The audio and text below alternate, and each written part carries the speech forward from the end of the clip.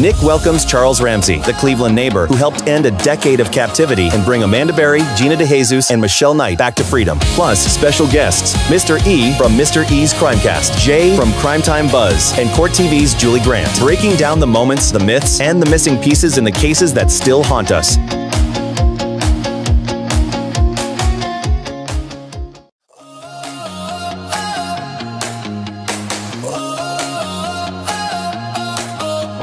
NIK welcomes Charles Ramsey, the Cleveland neighbor who helped end a decade of captivity and bring Amanda Berry, Gina DeJesus, and Michelle Knight back to freedom. Plus, special guests, Mr. E from Mr. E's Crimecast, Jay from Primetime Buzz, and Court TV's Julie Grant, breaking down the moments, the myths, and the missing pieces in the cases that still haunt us.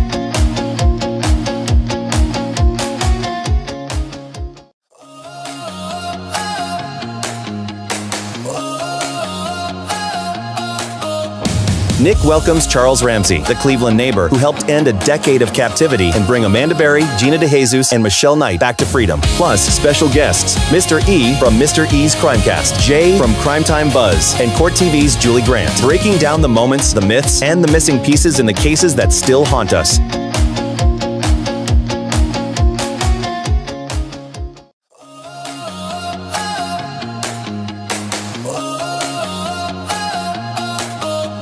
NIK welcomes Charles Ramsey, the Cleveland neighbor who helped end a decade of captivity and bring Amanda Berry, Gina DeJesus, and Michelle Knight back to freedom. Plus, special guests, Mr. E from Mr. E's Crimecast, Jay from Primetime Buzz, and Court TV's Julie Grant, breaking down the moments, the myths, and the missing pieces in the cases that still haunt us.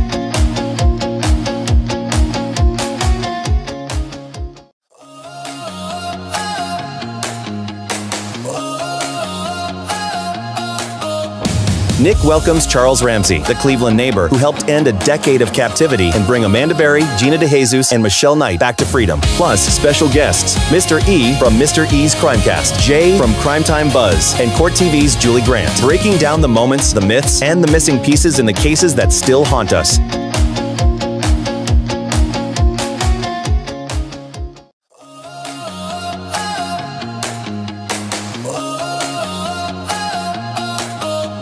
NIK welcomes Charles Ramsey, the Cleveland neighbor. I found these girls on my day off. I work at Hodge's restaurant. What happened? I went to McDonald's and I'm at home and I hear this, "Help, let me out." And this girl screaming. Now, we don't have that on this street because everybody on this street knows each other. So when you hear something like that, you come running to see what's going on. I thought it was a kid got attacked by a pit bull. And I looked at that girl. I said, "You look familiar." And I'm prying the door open, and she's trying to get out, and she climbed through the bottom of it. And when soon as she got out, she says, "My name is Amanda Berry. Call the police." And I called the police and went through some stuff with them. You wouldn't believe that. They thought I was lying. Excuse me, Charles, can you start from the beginning and tell us exactly what happened? Come on, yes, baby, again, if you don't mind. We're here with you. I mean, your story is incredible. Y'all want me to tell this story without Gatorade or nothing? Right, about an hour to an hour and a half ago. Tell me what happened. The knock at your door. Start from there, if you don't mind. I went to McDonald's, came home. I'm eating at McDonald's. I hear this screaming. Next 50 on you. Go ahead. Go ahead. So I hear the screaming. So I see one of my neighbors across the street leave his house and run toward my house. But he doesn't come to my house. He goes next door. So I go to the door to see what he's looking at. And this girl is kicking the door and screaming. So I go over there with my Big Mac and I say, "Well, can I help you? What's going on?" She says, "I've been kidnapped and I've been in this house a long time. I want to leave right now." All right, so I opened the door and we couldn't get in that way. So we kicked the bottom of it and she came through. And when she came, I thought she was the only one. And she grabbed some little girl and had the little girl in her arms. She said, "This is his daughter." Now, it didn't dawn on me who his was. I didn't know we were talking about him, my neighbor. I thought she meant another dude. And so this young lady identified herself as Amanda Berry. And she said, "This is his child." And that girl's about 9, 10 years old.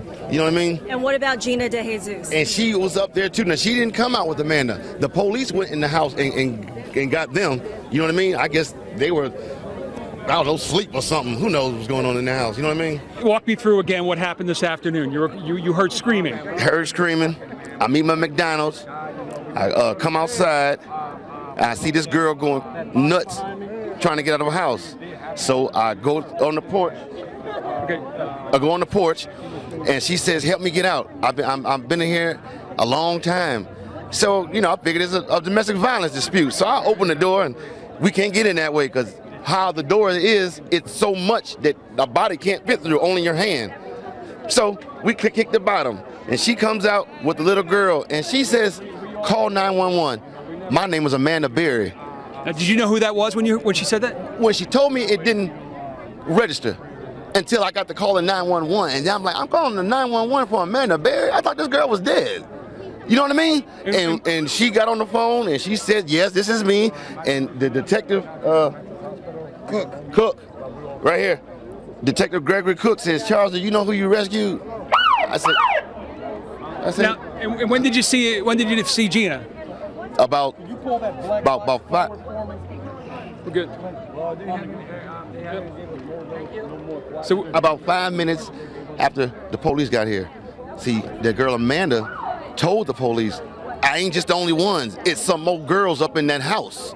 So they went up there, you know, 30, 40 deep, and when they came out was just astonishing because I thought they were gonna come up with nothing. how long have you lived here? I've been here a year. Okay. You see where I'm coming from? Right. I barbecue with this dude. We eat ribs and whatnot and listen to salsa music. You see where I'm coming from? Yeah. And you had no indication that there was anything going on? Bro, not a clue that girl was in that house or anybody else was in there against their will, because how he is he just comes out to his backyard, plays with the dogs, tinker with his cars and motorcycles, goes back in the house. So he's somebody that you look and you look away because he's not doing nothing but the average stuff. You see what I'm saying? Yeah. Ain't nothing exciting about him. Well, until the day. What was the reaction on the girls' faces? I can't imagine to see the sunlight, to be around Bro, people. I knew something was wrong when a little pretty white girl ran into a black man's arms. Something is wrong here. Dead giveaway. Dead giveaway. Charles, thank you very much. Dead giveaway. Thank you very much for your time. And either she homeless or she got problems. That's the only reason why she run to a black man. Charles, thank you for being there, man. Charles Ramsey, neighbor, heard the screaming, took action, went and did what he needed to do. I saw that girl, that woman, and she was in the door, and she said, "Help me get out." So I'm looking at her like, "Well, you know, what's wrong with you?" And she said, "We've been in here for a long time." So I pried the door, and one of my friends held it, and she kicked the bottom of the door while she came up. I didn't know who she was. She said her last name was Berry. Well, I figured that was familiar, but like I said, I know that don't ring no bell until people got to thinking about it, like, is that Amanda girl? So then when the police came, she said, "Well, there's 4 more people up in there." Now, we didn't think it was that Gina DeJesus or nothing like that. She thought kids or something, and then out they come, one after the other, one after the other. And I said, and I'm living next door to this. I gave him his mail 2 hours ago. What was going on in there? Nothing was going on. She was just trying to get out. Get a two-shot interview sometime. Oh, sorry. So what happened? You saw her, and what happened? She just said, "Call the police. I've been kidnapped. I've been in here a long time, and this is his child." And that girl looked like she's about 9 years old. So you can do the math. He kidnapped her then. She ain't had no baby. Now she got a baby now. Who else is in there? Those 4 kids. Or people or whatever they were, they pulled out of there. Yeah. And was Gina DeJesus in there? Yes. What's this guy's name? The dude that lives there, his name was Ariel. I don't know his last name. What's his last name? Castro, that's it. Ariel, that's it. Can you believe this after all? What's going through your mind right now? Well, Just happy he got doing this sober is mind-blowing. What did you do? Really? Hold on. What did you do? What did you do? What did you do? I freaked out, honey. Yes, it's my cell phone that called 911. I'm waiting on them to call me back because they thought I was joking. When I called 911 and said I got a Amanda Berry on my street, the cop thought I was. And he's like, sorry. He's like, when you call 911, he's like, you don't have that girl. I said, bro, this woman just came out the house and said she's Amanda Berry. Just send the police. So he's like, well, what she got on? And take me through the preliminaries. And I told her what she had on. What's your cell phone? Show me the cell phone you called. It's in my house. They won't let me back in the house. Okay. He told me don't go near the yellow tape. And that was it. I done found these girls on my... All right, guys, we're back. That is hilarious. Let me mute this so it doesn't interfere. Sorry. I got my Charles Ramsey starter kit over here. And I think McDonald's should be paying him for these fries because I wouldn't have bought them if it wasn't for Charles. And let's get right into this McDonald's story that we were talking about backstage. Who brought it up? Was it Charles or was it Jay? Was it Mr. E? Well, we were talking about having dinner with Charles at some point. And I said, well, we should go to McDonald's. And he kind of was like, well, I don't know about McDonald's. And so there's a history here, right, Charles? That it is. So what you are no good with McDonald's anymore. Is that right?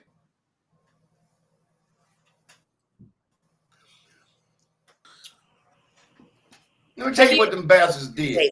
Have you had a Big Mac lately, Charles? About an hour ago. Yeah, about an hour ago, but that's not the point. Yeah, about an hour ago, baby. And nuggets. Yeah. This is what happened. And this is why I have animosity, if you will. They jumped on the hero bandwagon and they got caught up in shit because I mentioned their name during an interview. So they said, we're going to give this man McDonald's for life. We'll be in contact. See, they're not stupid. Yeah. Then later on, about 2 hours later, they said, we're going to give you $50,000 in gift cards. We'll be in contact. 24 hours later, they got in contact. They said, you meet us at that McDonald's where you bought that Burger King from. I mean, you bought that Big Mac from. We got something for you. So in my head, I got 50 grand coming in gift cards. I'm getting ready to be Santa Claus, right? Wrong. When I got there, they handed me an envelope and they shook my hand, pat me on the back, said, you buying something? I said, no, I'm full. All right, nigga, get out of here. So I get in the car. I open up the envelope and I'm counting gift cards. There's 10, and I count. Something must have fell out. So I go back into McDonald's, right? I says, hey, I got $2,000 worth of gift card. They say, yeah, we know. I say, yeah, but I must have dropped 48,000 because I don't fucking see it nowhere. Right? They say, well, about that. About what? About that. Corporate will be in contact with you. So they just told us to give you these $2 grand right here from this location, from this store only. Corporate will be in contact with you for the rest. I said, okay, so what can you do? You walk away, right? You figured you got a hold of me this way, you get a hold of me that way. Wrong. So this is what happened. Why they even stopped the $2,000. Do you know they saw me give the cards out to homeless people, and they saw me give these gift cards out to children, and a big black Suburban, all black with tinted windows, and 2 white boys with certain ties and shit, professional like, and they hopped out and they say, we did not give those to you to do that. The men in black from McDonald's? And that's why it came to a halt, because they saw me giving the cards out. Whoa. They're the one you die from a heart attack before you get. Their plan was you eat the 2,000, and before you get to the next one, you'll have a cholesterol problem. And there you go. They were pulling an aerial on you, but instead with a lot of Big Macs as a guinea. I mean, that's some cat. They can afford to give the world free food for life, let alone one person and whoever he wants to give it to. You can't be in a room with more than 10 people, 20, 30. It's not like you're giving a whole stadium. It's ridiculous that they made an offer on national TV too, you know, and they tweeted them. If you guys go on Twitter and you type in on McDonald's page, Ramsey, it comes up and it says, we'll be in contact. And such was not the case. I've heard from Mr. Charles over here. He wasn't having it with that. Wow. So, man, that's something. And it's not like you did it for that. It's don't promise stuff if you're not going to follow through with it. Right. Hold on, Nick. Wait a minute, Nick.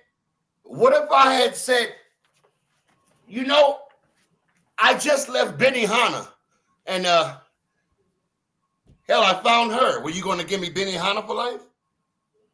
Because if I'd have known that, I'd have said that. Yeah. Oh, you should. Going back, that's one of your regrets. Is I had, what would you say? Like, shoot, I just got out of my brand new Escalade. I had gotten into the front door, my brand new, I mean, you could have Rolex. I got my Rolex on. I had. I was trying to get her up. My goddamn Rolex hit. And it helped. The Rolex helped the contraption. You could have, man. Damn, that is a good way to be mad. Because looking at that, you did get an aerial coming back from McDonald's. I mean, that was kind of just weird that he did that. But the fact that you started that interview off with, and that's what got the attention. I'm coming. Hey, check this out. I'm coming back from McDonald's, right? I'm eating my little food, right? This broad is trying to break out the fucking house next door to me. And the dispatcher wanted all this stuff about, well, are they still there? I just got back from McDonald's. There's another plug for McDonald's. You said that 10 times on the call, let alone the TV. I mean, it's ridiculous. You would think that they would incentivize that kind of stuff because this guy didn't find one girl. He found 3 women and a child that should have never been born. I'm sorry. Jocelyn is probably a gift to the world, but she shouldn't have existed because Amanda shouldn't have been kidnapped. She shouldn't have been in that position. They should have searched the bus driver. And back to the red flags for the people that are watching that have children and some of whom may be missing. And a lot of parents do turn to YouTube and they look for the Ramseys of the world for advice about that. And I know that everybody says don't give up, but aside from the don't give up and always have faith, let's brainstorm. How could we have gotten Ariel Castro out of that house without, what could we have, you know what I mean? Is there a way to lure these people out, or do we have to wait for Amanda to be banging on the door and hope there's a Charles next door? No, because Harry brought it up. And I'm glad you brought it up because it kind of makes sense. See, remember what my baby on Crime Time Buzz, remember what she said? She said she saw the Ariel be detained by the police. And since he didn't have a motorcycle's license, they videotaped him walking to some bitch down the street to his house, which means what? Well, that goes back to everything, Nick. Maybe what do we call it? The people that we trust to protect us are in on it. No, I'm not talking about the police. There we go. You gotta. This is because they went to that house. Let's go back to this. Michelle Knight. Who called the police? Was it Michelle? She called the police, and I was stunned. I just learned this a few days ago, and I'm like, the more I watch these interviews with these girls, thank God that they're around to tell their stories, the more sickening it is the fact that that piece of trash parasite went to the mother and took the missing person flyer and gave it to the girl that's missing. It takes the devil himself to do that. For the devil, there's nothing else. I'm sorry, but you're playing God. And then you have the audacity. It leaves you speechless. I mean, they should have public hangings for that kind of stuff. And it comes down to the police not doing their job. Why didn't they? Somebody called the police and said they need help. And they went, and this was years before. I don't think, correct me if I'm wrong, but I don't think Amanda Berry was kidnapped yet. Or maybe she was, but it was that early that they could have prevented the third one from getting kidnapped. And then you have CPS banging on the door. You know, so why didn't they do anything? CPS do, like I just said. Hey, you got somebody in there that shouldn't be? No. And then they leave. The honor system, like that works. It is. Look, at the end of the day, you know this better than I. If you're a pedophile, that's not snitching. If you're a kidnapper, it ain't snitching. If you're doing stuff like that and you take them in, that's not snitching. There's no such thing as snitching when it comes to stuff like that. So, no such thing. You don't protect relationships and conversations. You protect the children and the victims. That's all. That's it, babe. That's right, it. Charles? I don't Charles, mind. can I ask you a question? were there any clues in hindsight? And I know the windows were boarded up, but as you look back on that time, were there other clues like that we can use in the cases and kids we're looking for right now that stood out to you? Hindsight, looking back, oh man, you know, or was it there were no clues and it was just complete shock, and you're looking back and there's nothing else you saw that would have lent any suspicion?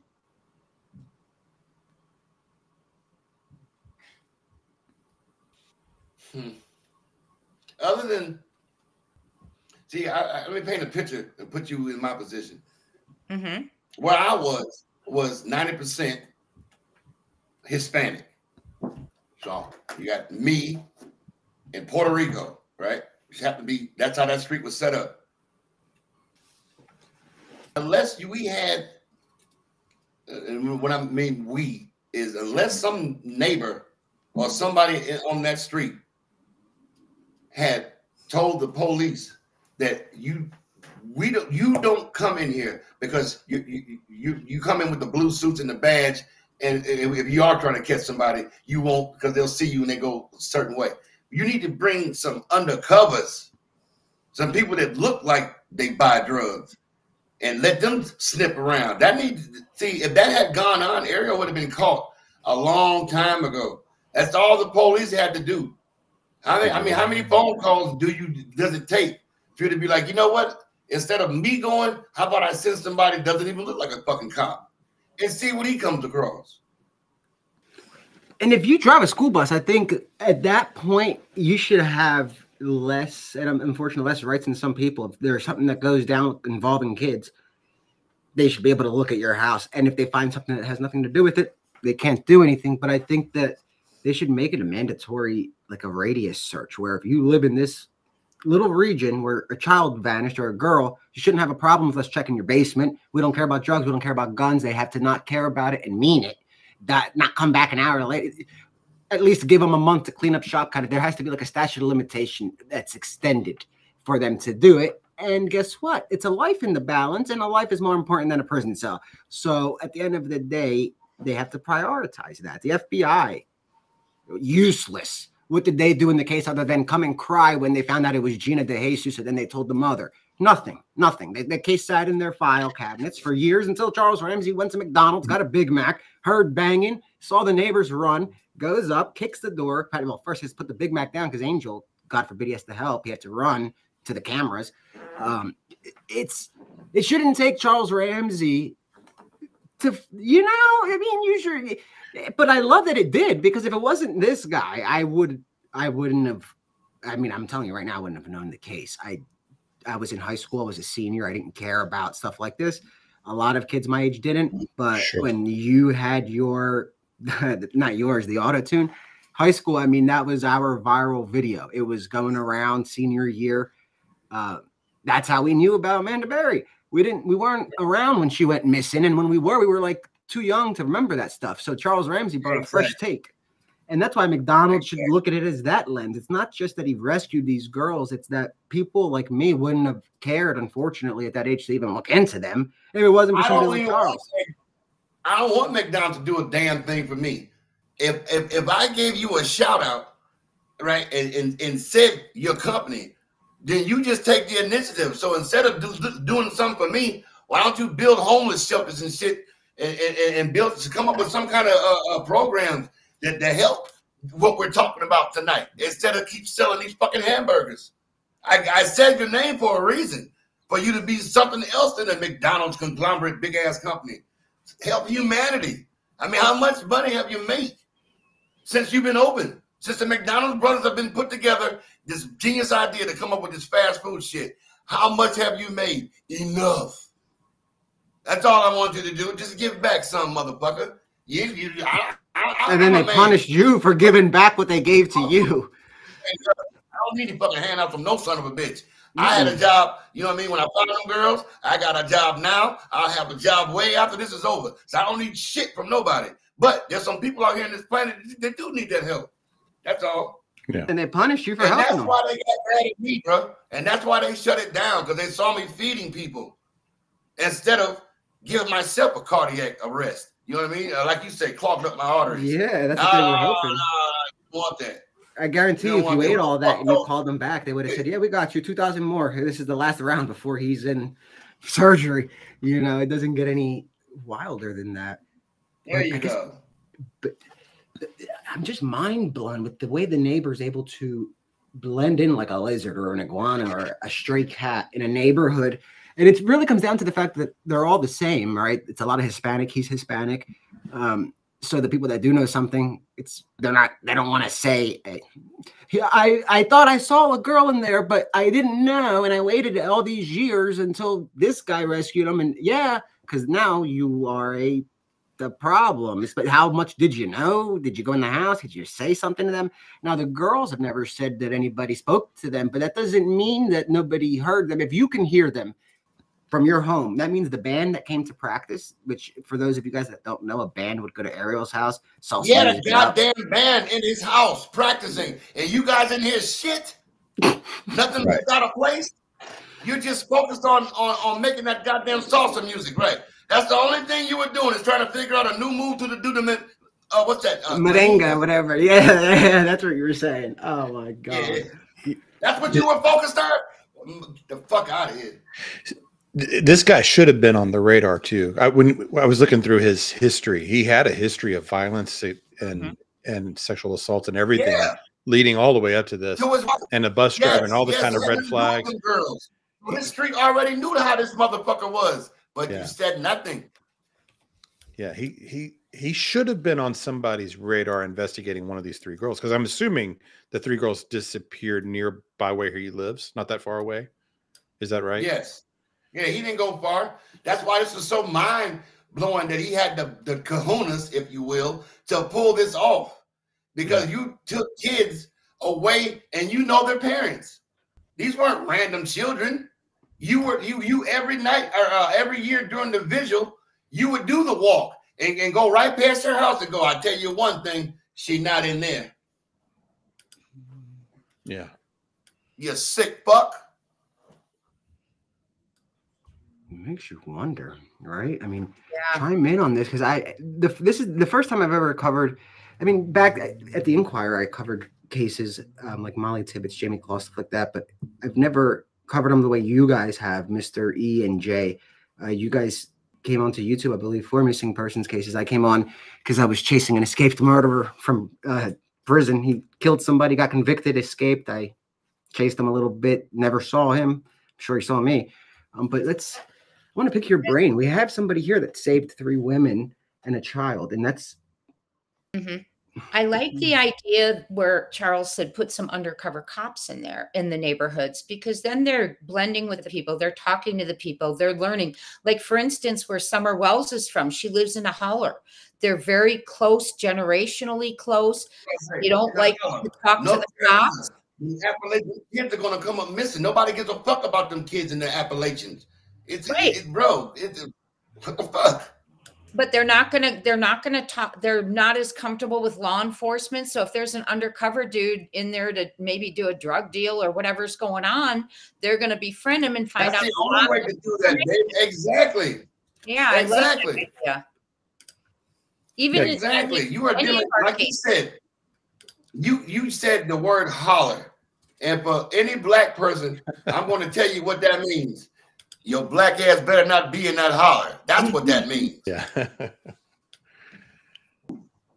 I would be surprised if they're not working informants on both of these cases, the Summer and Sebastian, if they're not trying to develop those, or at least considering that as a strategy. Yeah, that's probably correct. I hope so, because that's a good strategy to get in there with the people. You can learn a lot from the people.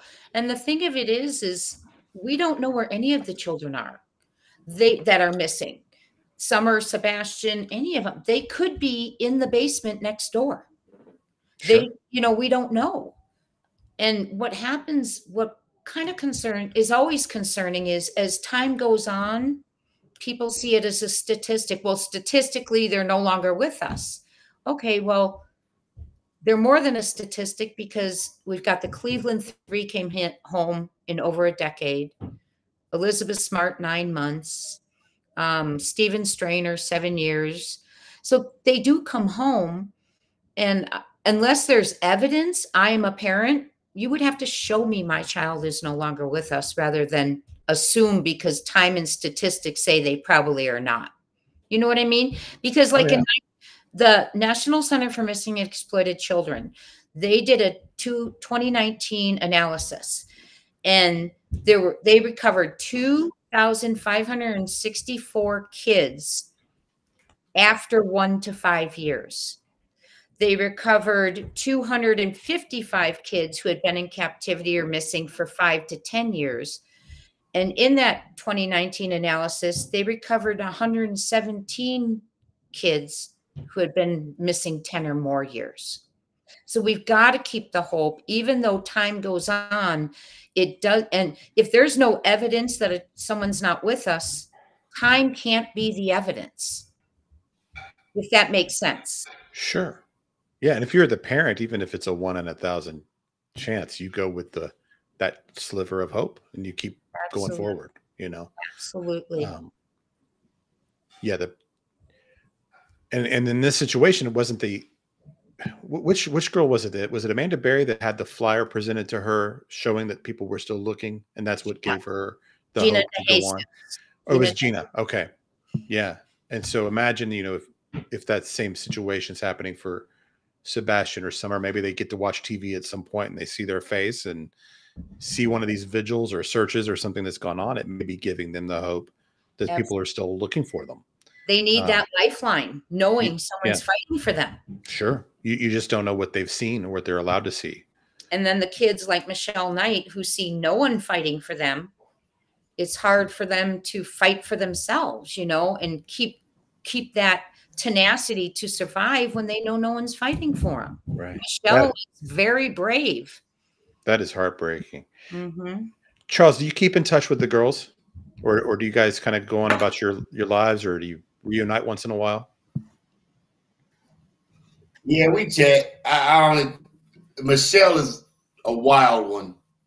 She's hard to get in contact with. See, I'm not judging her. I'm just letting you know what's going on with her. Sure. I took her, and I'll be proud of this. I took her away from her abuser. Do you know she went and married the same type of ethnic background person? And I'll let you look through the line and figure that one out. So she's a lost fucking cause. Now, Gina DeJesus is doing damn good. We talk, but we don't talk on social networks. We talk in person. Hug, go about our business. Amanda, well, the world knows what she's doing, but we don't talk on social network. We meet somewhere in person, or call her a lawyer and we meet up, blah, blah, blah. Sure. Because I don't want them girls to be out in public and a chance of them being kidnapped again, because this time when they get kidnapped, it won't be because some dude's a pedophile and he's just crazy about a kid. It's because these women are famous and somebody's damn sure going to pay that ransom. Wow. That's sad, but you might be right. Yeah, that's I'm totally right, bro. Point. Yeah. I'm totally right. See, someone who's famous and get claim to fame, right? There you go. There you go. Now, can I ask y'all something? Because Nick gone and Holly, Nick right there. But anyway, back to that missing children thing. Because it was never told to me where it happened, what state, what county. Fill it in. Let's tell Charles everything there is to know about this, because you guys are the experts on that case, and I think it's best that you guys break it down. Which case? Yeah, because I don't care. He was trying to tell me, he's like, well, I think it was here, and I think it was here. Well, just ask him. So I'm asking, where did this case happen, and go. Which case are you referring to, Summer or Sebastian? Let's do both. So I guess let's start with Jay and then go to Mr. E. Okay, Summer's from Tennessee, Eastern Tennessee, a town called Hawkins County, which is nestled between Rogersville and Kingsport. And she was 5 years old when she was reported missing. She has not been seen. Lots of possible sightings, but they weren't her. Her home is on top of a hill, like all those dogs. That's the one you're telling me about, the dogs. Okay, okay. The dogs weren't there that day. So no one barked when whatever happened, whether someone came on the property, the dogs weren't there to bark. Mom was there, grandma, the brothers, and she's just, they say, just gone. Okay. So lots of, like the father that day had texted the mother, but he was supposed to be at work. And he said, there's a child molester on our property. No one, he wasn't home. She wasn't home, but I don't know. You know, we always wonder, how did he know that? Right. And so it's a strange story. She's nowhere to be found. There were tree trimmers below her house that day, trimming the trees away from the electrical line. Right. And, but they were all interviewed, and she's now would be in 4th grade, taken right before kindergarten. And just about 9-10 days ago, they got a tip that led to an area about 9.5 miles from her home. And that's the most movement in 4 years for her. And she's got an active Amber Alert, but they did a search. They're out there. We don't know what they did, but one of my local connections out there said there were about 15 vehicles, law enforcement, FBI, whatever. And so we have not heard yet what led them out there, but she is still missing. It's been 4.5 years. But her area is very rural. Like I said, it's a holler, very tight-knit people, that kind of thing. And everyone's been, everyone's kind of, oh, go ahead. Sure. I mean, not to cut you off. To me, I'm listening to you, babe, but my question is this. The parents, or her guardians, whoever's taking care of her, just by chance, were they ever drug tested that you know of? Now, sure, you might not have that answer. I'm just thinking, I'm putting 2 and 2 together. You know what I mean? Because up here in Cleveland, we don't have hollers. But what we do have whores that get pregnant, that do drugs, that sell their kids. Yes. I will say that rumored and confirmed, that the father did try to sell one of his younger children from a former marriage, his ex-wife said, for drugs. God damn. Mm-hmm. Yeah, that's really awful. Mm-hmm. So really unbelievable. Apparently that's on their radar. And they've had their children taken away from them since, the other remaining children. Yes, the mother has. I just said. What I just said. If you take the kid away, it doesn't mean nothing. She'll just have another kid. What, it's going to stop? Mother has had 6 kids. Her first 2 kids were with another man in the state of Wisconsin, and both of those kids were taken from her. One of which has experienced like brain damage from violence and that's what I believe. The other does not associate with her.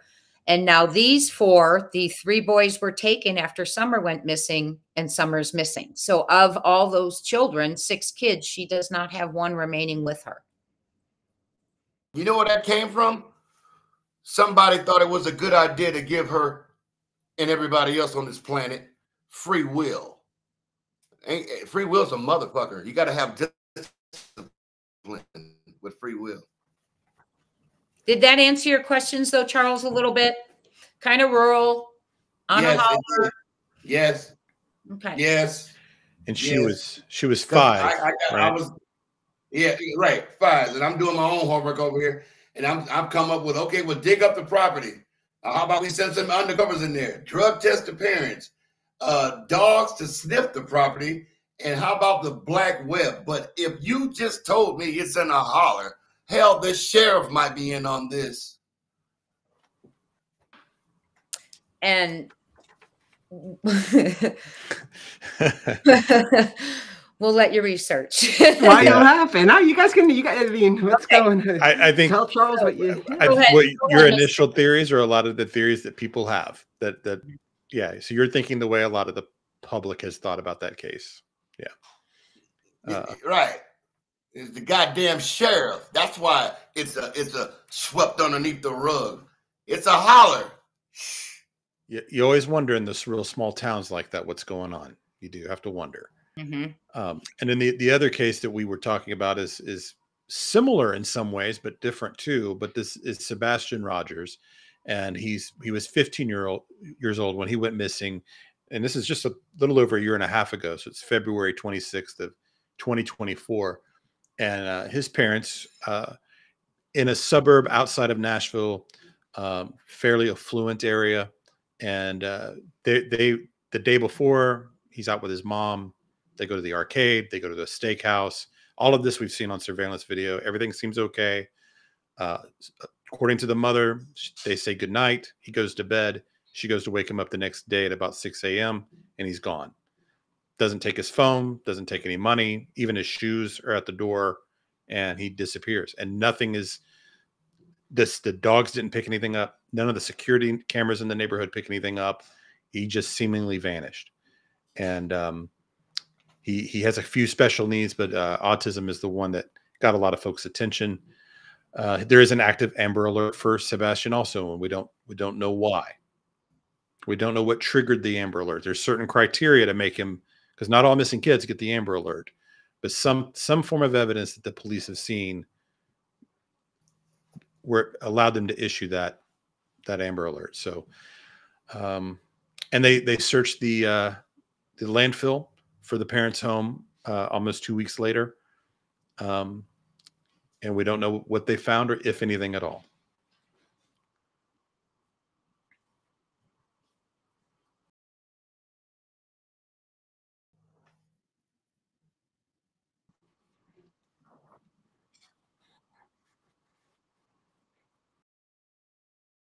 Every day he's out there, he's searching, he's doing all that, but mom isn't.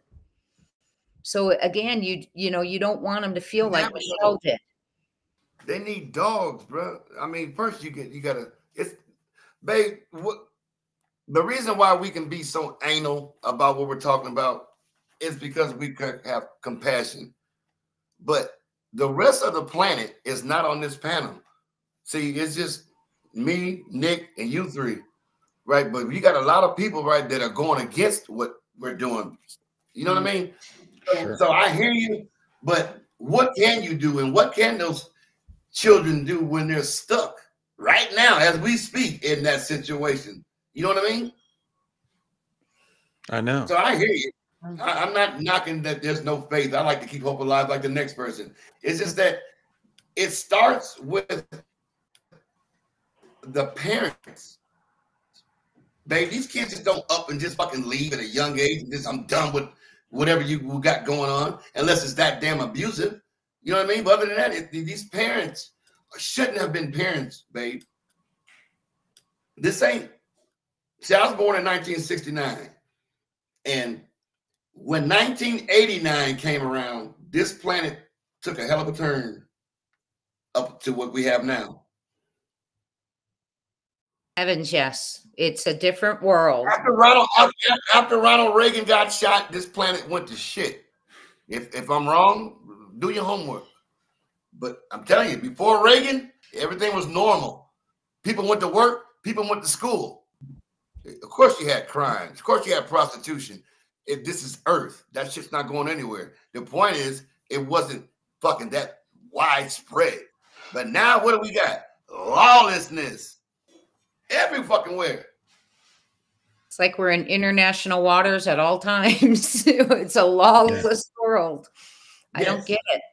And, you know, maybe if we were a little tougher on crime, you know, someone does something to a child, you know, like we were talking about. I mean, why are we surprised when they go out and take a kid and kill them? Yeah, because people with those appetites, they don't change. You can't rehabilitate those people. Fuck no. You know what they do when they go to jail? People just like them. And they come up with what? Better ideas than they had when they went in there. It's like a college for criminals, right? Sometimes. Yeah. And yes, bro.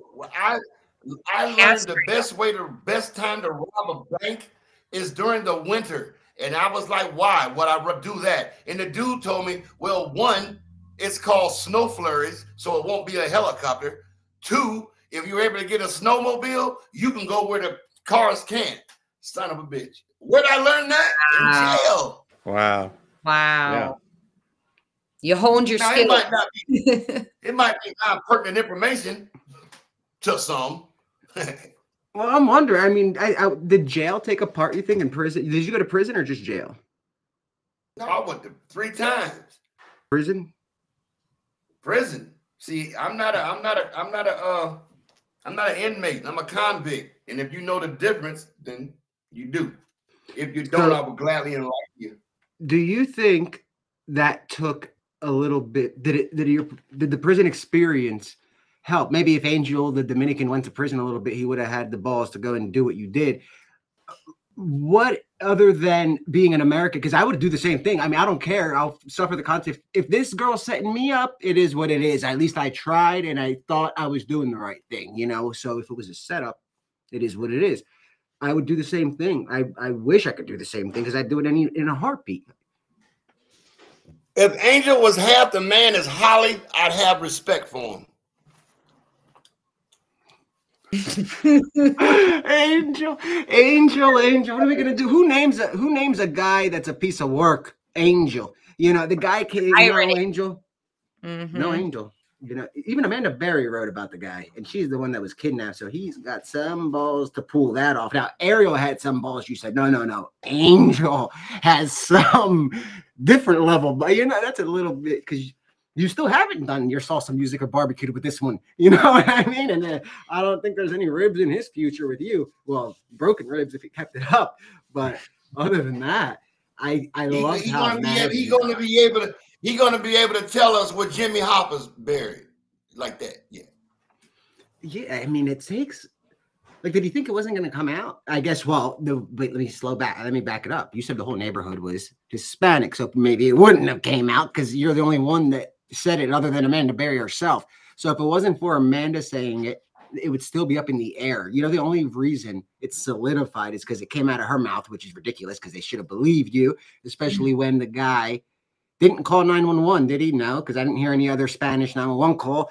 You know, I only heard you and Amanda, and I heard one idiot answer the one call and a moron answer the other call. And luckily the police somehow got there, you know, under God's great will. They didn't believe you. And then they took 2-3 looks and you mean there's more girls in that house. Let's go back to that day, man. I just can't wrap my head around it because I was in high school and I feel like I remember it crystal clear and it makes me feel kind of old. It's been 12 years. 12 years. It's looking back. I mean, there's nothing ever since, and there has never been something to that day. And I doubt there ever will be that somebody might rescue one person or help them get out, but 3, there ain't no beat. You can't beat that record, and you shouldn't have to because those people shouldn't be on the street, right? We shouldn't have these sex pest perverts out there driving school buses, parking them at the house, and taking the kids in. What did the parents do of the missing kids that you guys were discussing? I guess Summer and Sebastian. What did they do when work. The kids went missing? Oh, I don't believe Candace worked, but Summer's dad is a drywaller.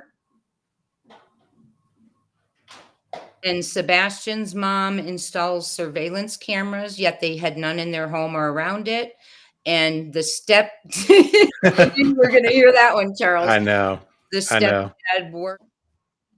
He allegedly was in Memphis, and the biological father.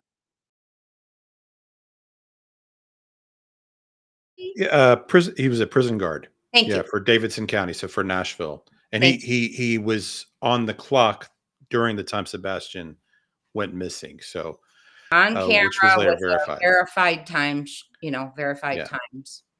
Right. So how'd you like that surveillance comment, Charles? Yeah. Are you shitting me?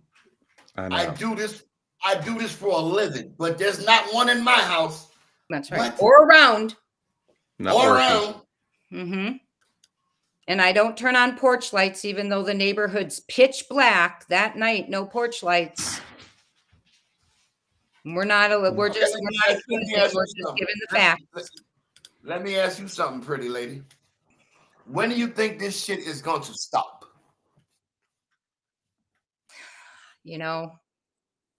I don't know. Because you gotta be tired of it. And you know, I can look at you. You try to do your job and stay beautiful as all hell, but stupidity is wearing thin on you. I think what we need to do is be tougher on crime, and regardless, and if you're a neighbor or you're anyone, when you see something, you say something. When you hear, like you did, when you hear something, and we hear about like, oh, well, I was told this wasn't this, and it's not random, or it's not that, then go report that. Well, no, that's not my conversation to share. Yes, it is. We're all humans. And if someone's life is at stake, you share whatever you know, whatever you see, whatever you hear, no matter where it came from, because lives matter. That's all I'm saying. That's all I'm fucking saying. Yeah, I think all of these situations, Amanda Berry, Sebastian Summer, all of them have people that have information that they're holding back. They may not realize it's important, or they're scared, but I think there were people probably before Charles that could have saved those girls and had seen things. Hell yeah! What do you mean? And if I just got there and she has already been kidnapped for 11 fucking years, you mean nobody saw that? Right, bro. Didn't see something suspicious, hear a noise, heard the chains, something. Somebody called the police. How much more do you need? They called 911 and said, "Help me! I've been." So I don't know this part of the story. So Knight is the one that called the police early on. Is she the one that called? I believe so. Right? And they came out, and what happened with that? Nothing. There was also a parole officer or something or someone was checking well checks or something, CPS. Someone was checking on the house. Yes, that's it. Crazy. Or something. Because this guy, failure has to stop. The failure has to stop in the system. Everyone has to do their job all along the way and quit waiting for that one tip to come in. You're hired to do your job. Go do your job. You don't get to sit at home and wait. That's all I'm saying. Accountability. You motherfuckers don't have it. You take an oath. You whatever you are. You know, it's your responsibility. Get out there and do it. The public. You can't wait for a tip from the public. Right, and I think that's what's happening. Get out there. And when you get a tip, look what happened. It took them how long? Probably it shouldn't have taken any more than 2 minutes to get the police over there. When you say I've got anything Barry on the phone, it don't matter if you get the first, second, third. A girl's missing. She said she's been kidnapped. She's been in here 10 years. That's all you should know. And then to say to Charles, does she need anything? No, I'm just calling you to let you know. She needs everything. You know. How long did it take them to get there? Did it take a while? They got there real fast because they were focused on me. Right. Okay. That's the fastest I've seen the police get anywhere in the city of Cleveland. They thought they were getting you, huh? Yeah, they weren't. They came free. They came. It looked like the damn Navy SEALs was come to get my ass. That's crazy. And it makes you wonder, like, where are their priorities? What do they think is a prank? Like, who's dumb enough to be calling in a prank? Like, that's a very, maybe they have, you said, like, maybe they were apprehensive, but look, you got her calling too. So where's that excuse? I know nobody did a prank. Calling. And what I'm saying, fucking be a prank call if we're both calling, saying the same goddamn thing at the same fucking location. It's ridiculous. I don't know how they even mix it up. And let me see if I have that call with here, because I did have a comparison call, which is rather interesting. Let's see if it's this one, because it's a video where you explain the process of calling 911, and we cut it in with your 911 call, so it actually came out pretty funny. It shouldn't take, you're right, that long. They shouldn't have to ask 5,500 follow-ups. Like, they asked Amanda, what's he wearing? How the hell? I've been kidnapped for 10 years. I'm Amanda Berry. I got you. I got you. We'll be there. Talk to the police when they get there. Missing for 10 years. Talk to the police when they get there. What are they going to do? Scour Cleveland for a guy in blue shorts and a white shirt? I mean, that was irrelevant at that point, you know? Right. There's a lot of people in Cleveland. It makes no sense. Absolutely no sense. I just can't wrap my head around it because everything in this case is botched except Charles. He's the only thing that's not botched.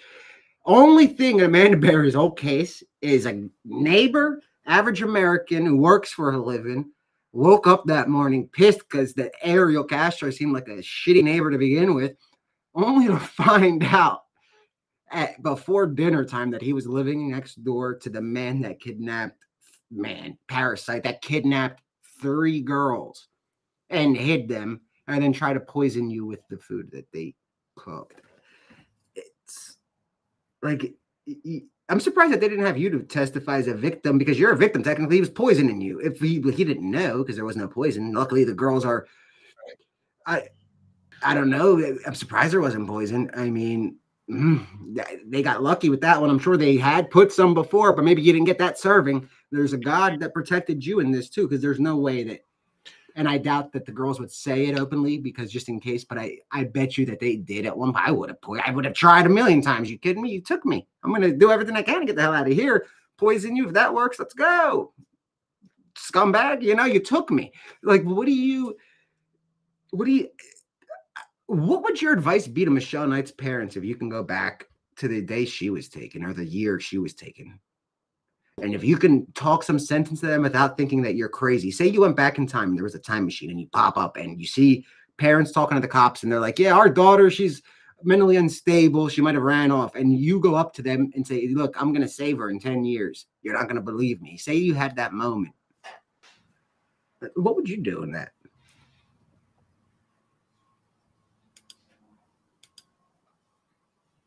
I'd say,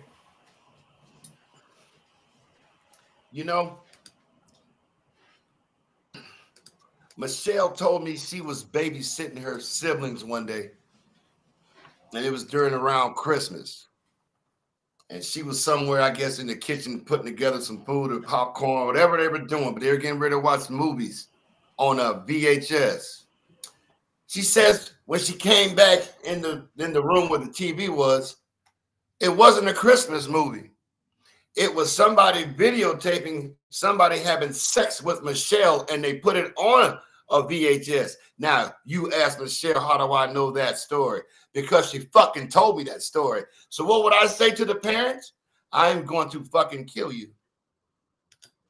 Well, yeah, there you go. I mean, heck, you got to be blunt with that kind of stuff because I am the same way. Look, you can't abandon your child. You had him. Now you got to deal with it. Doesn't matter about the age. 21, 19, 6, 14, 30, 50, 80. It's a human that's missing. And nobody cares. Like, that's what happened to Cleveland now. Is that what that is? That era of Cleveland that it took Charles Ramsey to wake up a whole city and say, oh, guys, look, there's 3 girls over here with a baby that y'all been looking for with the FBI and all the letters of the alphabet. But it comes down to you. And if you weren't there, I mean, again, like we do say that there's a chance she would have gotten out. It's still not 100%. And you can't say 100% that she would have gotten out because what if he came back? I would like to hope so, but yeah, Mm-hmm. I was just thinking about what Charles had asked. And, Charles, I think that if a child's missing, the parent who is with the child, if they can't produce or give decent one story that stays the same, they go behind bars till the child's home. That's how I feel. Thank you, babe. Put him behind bars. Because you know what? That's just like Castro, he didn't like being behind bars. He killed himself. But I mean, if the parent who was with the child seems suspicious, and suspicion to me is your story's changing, you're not searching, you're not doing media interviews, put them behind bars till the child is produced. Maybe we'll see less children go missing. I agree. I agree. Put some pressure on people. Mm-hmm. Put some pressure on people. That's the key word. We don't have that because it's not politically correct to bother me. Yeah. Hell, we got Donald Trump to deal with. Mm-hmm. Get out of here.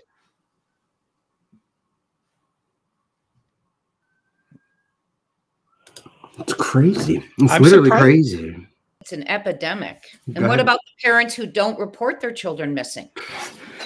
That's a whole That different. blows my mind. And they're still walking the streets. You know, For- oh, sorry, I forgot I hadn't seen her for a year. I mean, I mean, come on. It flies in the face of reality. No parent can not notice your child missing. You're not a parent at that point. I'm sorry, but isn't You're not a parenting? parent. Exactly. You were never a parent in the first place. You met a dude that had sperm and it went inside you, and then you had a baby, but you weren't a parent because you didn't come in the relationship with love or responsibility. So how the fuck can you put that word on somebody? Being a parent is strong, bro. Like Harry, he's a parent. Take care of my kid, watch my kid, feed my kid, discipline my kid, take my kid to school, teach my kid not to disrespect his mother and anybody else on this fucking planet.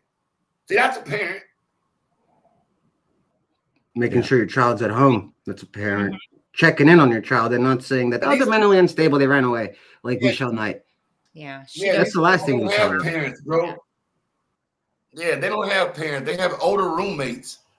That's all. That's what's going on. You're just an older roommate. Yeah. You know what I mean? Yeah. Excuse me 1 minute. Back in the train. Sounds good. Let me move to here.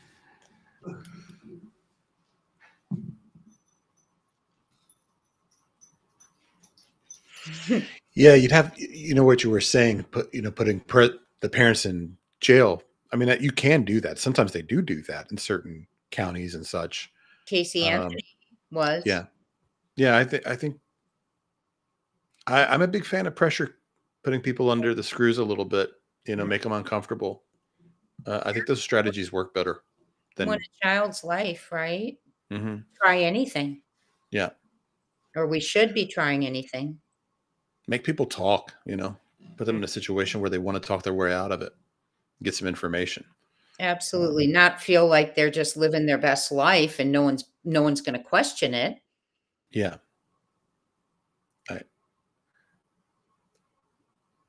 Because these strategies haven't worked in these two cases. Definitely not. I'm hoping we're going to see some positive outcome of the search for Summer a couple of weeks ago. They haven't reported anything yet. Maybe they found nothing. Maybe they found something and they're digging into it, but I hope it means we're getting closer. It's definitely a positive development. I mean, I think there's lots of reason to be hopeful.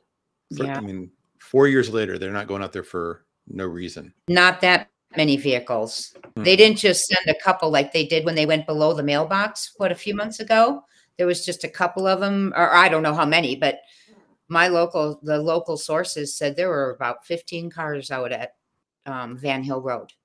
So hopefully we're going to hear something. Someone will speak up and Summer can get justice and we can. And so far, nothing seemed to have leaked on that one way or the other. No, just the information from the PI. There was a PI who tweeted a few months ago, Jason Jensen. He's got a great reputation. He's not one of those guys who throws stuff out there to see if it sticks and keeps coming up with new stuff. He's got a great reputation. And a few months ago, he said, I just received an anonymous tip on the Summer Wells case. And he said they were afraid to call law enforcement. Thank you so much for calling me. And then shortly after, he said, I know who you are. Turn your brother in. They'll go easy on you. Well, guess what? Where they're searching now, and we're not accusing, there's no connection that we've been confirmed, but there's one property in the area where they searched on November 13th, and two brothers do live there.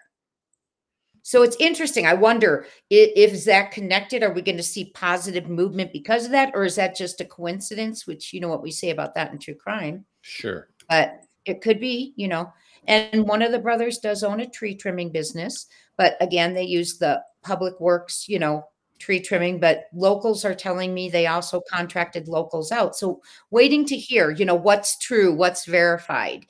And that's where we're at right now. Did they find anything? Did they not? Are they on someone's hot trail? That tree trimming thing, that's a pretty big coincidence. Mm-hmm. And also, they were looking for a red Tacoma pickup truck, and apparently, allegedly, one's associated with that property, that area, that property-ish. But they've never like named the family's property. They're saying they're in this area. I guess they've given an address too, but they're in this area. But we don't know if that means the family. You know, it could just mean someone who's a real creeper knew that's a good family and did something on that property, and it's not connected to them at all. Right. Absolutely. Or it could be, you know, people are like, well, the Hawkins County residents are upset because he's a pillar of society, the older man who owns the home. But also, we've also seen pillars of society be the perpetrators. But we're not accusing. We don't know what's going on there right now. But there's movement, and I think that's really positive if you tie it to Jason Jensen's tip. Yeah, just know, and you know, even if you knew exactly whose land they were looking at, even if you know the owner of the land, that doesn't mean they know what's on their land. Exactly. It could just be somebody that's familiar with their family, a friend, another family member. It could be at work. I guess it could be random, but yeah, they could know. Oh, they've got all that acreage over there. We'll go, you know, dispose of our crime over there. But also, there is a pig farm there, which is, you know, always alarming when we're looking for someone missing, because one of those concerns. Yeah.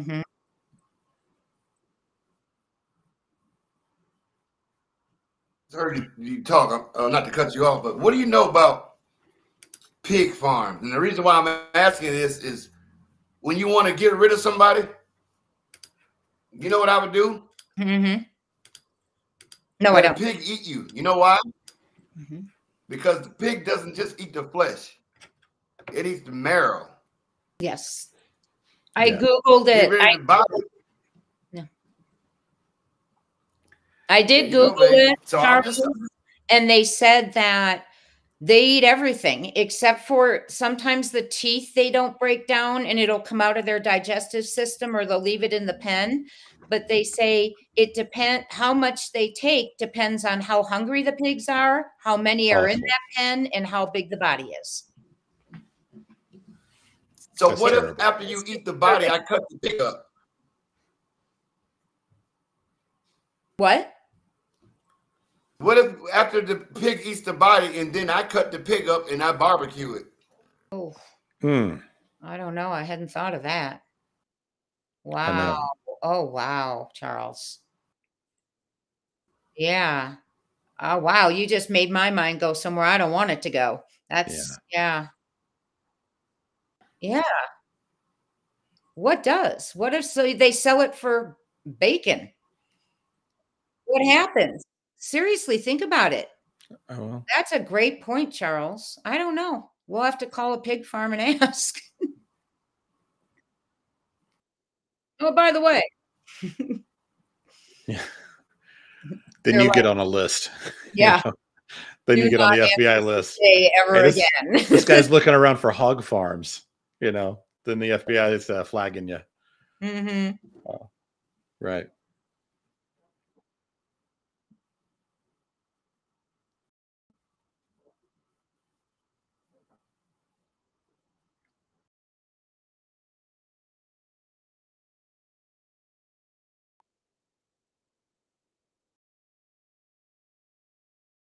We covered this,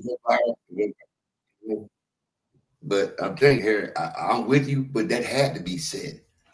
You know what I mean? I'm with you. Let the dogs out is what I want to do. You know what I mean? But think about it. She said pigs. The first thing on my goddamn mind is that's the best way for any man. A hillbilly taught me that from West Virginia because he caught me stealing his fucking ginseng. He was like, you know what I ought to do to you? I said, what? Shoot me? He's like, why would I waste ammunition on you? I just feed you to my goddamn pig. They won't find your black ass because after he eats you, I'm going to eat the pig. I said, God damn.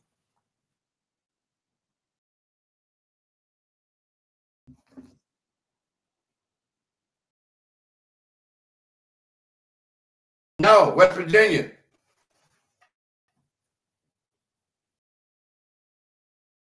Tomorrow on Nick the Hat, a special episode, Doorway to Dawn, with Charles Ramsey, plus from Primetime Buzz and Court TV's Julie Grant. Don't miss it. Don't ask me questions when the 911 button is hit. Cleveland 911, police, ambulance to fire.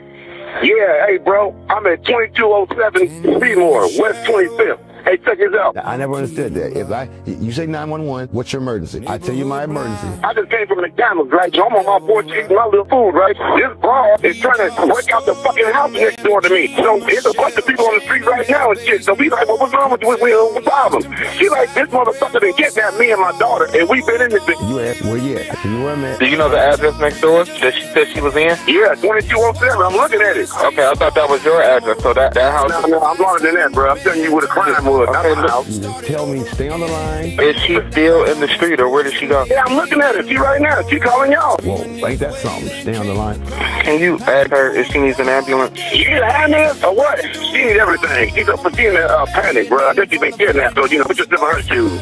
I will send the police out. Thank you. There you go. Or you're going to tell me, okay, talk to the car that's going to be there, which means you hung up. I've been kidnapped and I've been missing for 10 years, and I'm here. I'm free now. Okay, call the police when they get there. Okay. Hello? Yeah, talk to the police when they get there. Okay, I'm right now. We're gonna tell them as soon as we get a car open. No, I need them now before we get back. I'm Amanda Berry. I've been on the news for the last 10 years. Okay, I got that here. I already right, the police are on the way. Talk to them when they get there.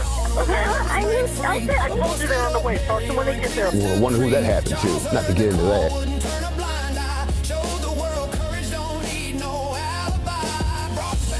It had been 10 years. Had you lost hope? Never. Never lost hope, never gave up my faith. Because I knew she was still alive. She will knock on my front door. She will be coming through my front door. No, number one thing is never give up. Number two is you have to have God as your leadership. He's the one that gets you through the day. That's the creator of all of us. And you have to have him in the line of direct with you all the time. God created the biggest miracle in the city of Cleveland.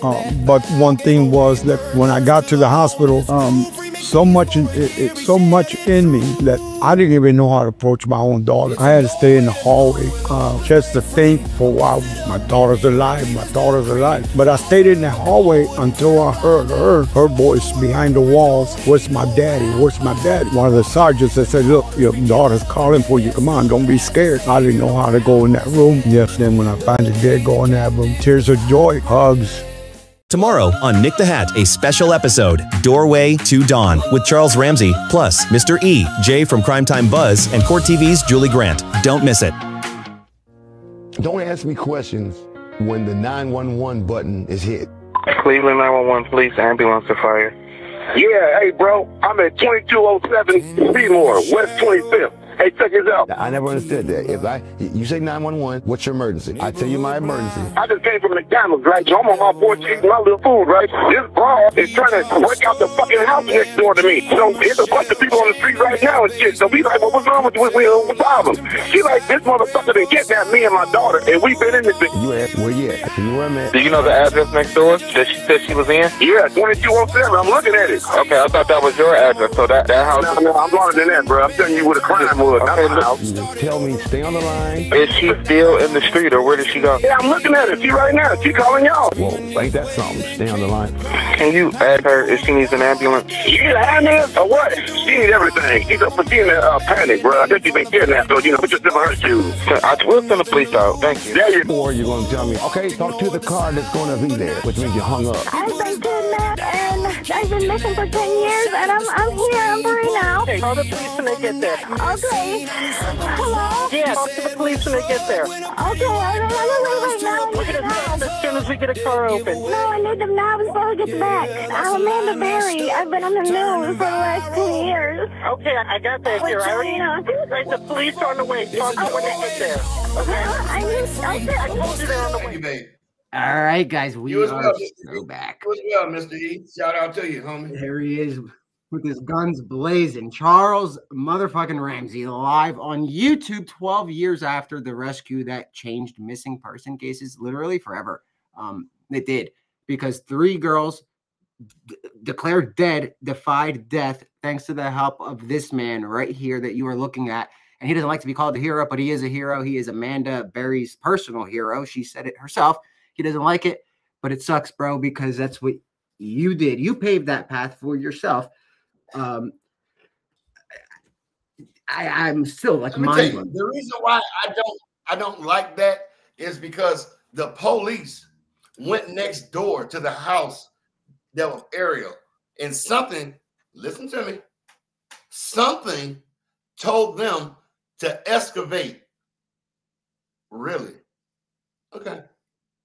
Good police work. Something told you to go next door, dig up that backyard, and find a whole bunch of dead embryos. And I'm like, well, how did the dead embryo bodies get over there next door?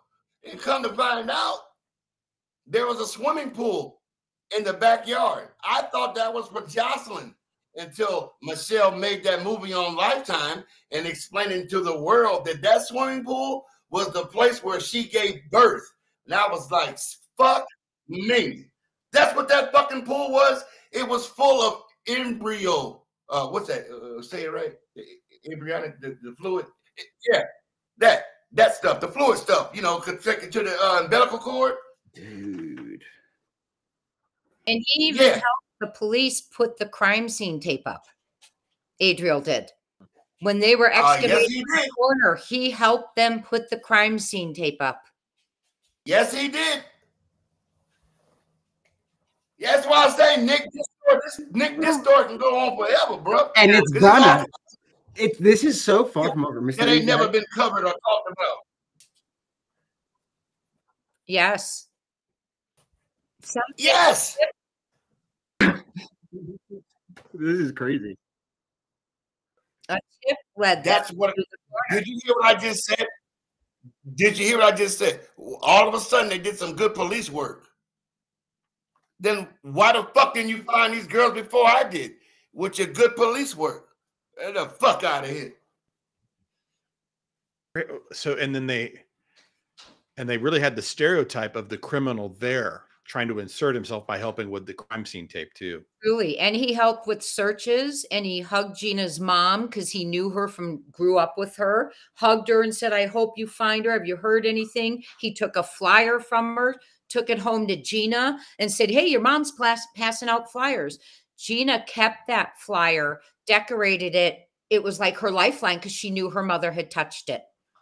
So the red flags are crazy. So they had the 911 call. They had CPS. He had beaten his former wife, had all kinds of sexual assaults in his youth. He had taken a school bus. He did all this crazy stuff as the bus driver, was dealing drugs in the neighborhood, had embryos next door, was hugging the mom, helping hang up crime scene tape, and they couldn't figure out who this guy was for a decade. He complained about the music one time to Charles, playing rap music. And his windows were all boarded up too. Was there a detective on any of these cases? Was this just Detective Cook, and I only know that because of Charles. His name was Scooby-Doo. Was there one? He goes, this guy named Detective Cook told me, Charles, you know who you rescued? That's the only reason I know the detective's name is because of Charles over here. That's actually, it's embarrassing. It's embarrassing. It is. It's almost, it makes you realize that this is something that does happen. But it does, I don't know. It's crazy. Like this could be a conspiracy because it's so crazy sounding, but it's not. I listen to a lot of podcasts with detectives and that kind of thing. And one I was listening to, he was saying, in a lot of ways, whether or not your crime gets solved really just is a luck of the draw if you get the right detective or not. And really, that's just, you get the one that's just not very good at their craft. And well, these girls all got different cases. These girls were gone for 12 years. Where the fuck were you looking? Yeah. They weren't sharing a detective, I hope. It's like Cub Scouts going to war. They weren't looking at the right places. They didn't. Just for the audience to understand, this is not a one-night shindig because you can't tell this. You can't even begin to tell the story Charles has to tell in a day or 2 days or 3, even in a documentary, which is something we're going to make sure to exactly, Nick. This can go on for a while, bro. And it's gonna. If it wasn't Sunday, we'd be going until 3. You know what? If you ought to do me a solid, because I don't know if I will be able to pull this off, because I don't want her to relive shit. But if you can get a hold of Amanda and you have her sitting right there, I'll just shut my mouth and you let her answer the questions. Ask her, when the fuck did you get kidnapped and what the fuck was it like? Go. Because she's willing to talk about it because she's free. And I want to know from her, what red flags can she give us? There you go. That's what you want to know. Like, And the she's a rest of the warrior. world wants to know too. She's a But warrior. there you go. That's a warrior. And nobody can get that That's a story warrior. from anybody but her. And that story is inspirational from all three of those girls, because anybody else, including the parasite who stole them, killed himself because he couldn't live in a normal prison, let alone get raped, brutally beaten, impregnated. They mastered the art of survival. I think that's what it is. It's an art of survival that those women mastered. And the art of the escape is where Ramsey comes in. It's like that girl. It's like that girl read Sun Tzu, and the art of war became her goddamn battle cry, and she just ran with it. Yeah, that's And you heard the story about how Michelle, or Amanda, when her baby was 5 and it was time for kindergarten, they're in captivity. And she wanted her to have the most normal experience she could. So they'd get ready for school and, she'd say, let's go. And they'd pretend they were walking to school. And she'd say, red light, stop, green light, stop. And they'd do this whole walking thing. And then she'd deliver, they'd get to the table. And then Amanda would go from mommy to teacher and teach her school. But she wanted to try and make it somewhat normal. Yeah. Now you're not going to tell me that don't take no type of toll on a human? Are you fucking kidding me? And Nick, once again, you my dog, and I love you to death, and you know that. You my nigga, you my brother from another. But you can't tell me that girl ain't no fucking hero, bro. She's a hero. I couldn't have lived through that. I couldn't have lived through that. I'm sorry. I don't think you can deny that girl. That girl has got bigger balls than me. We have moms who don't mother like that. They're not in captivity. And she did that in captivity because she wanted her daughter to have normalcy. And we have mothers nowadays who wouldn't even if not in captivity, aren't doing that. And like Charles, Say it again, baby. We have mothers, Charles, who are. And one in captivity with that survival skill, that person.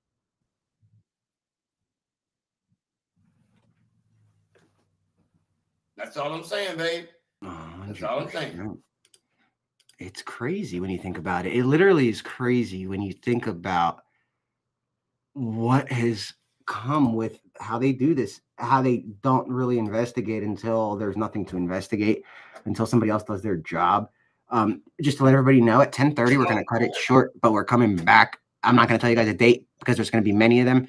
Charles is about to make a comeback because he should have never went anywhere. I don't know what happened, and I understand that you have a job, but you are somebody that needs to be known because people need to do what you do and be normal Americans and help women out. I had to get a job, not because I needed to pay my bills.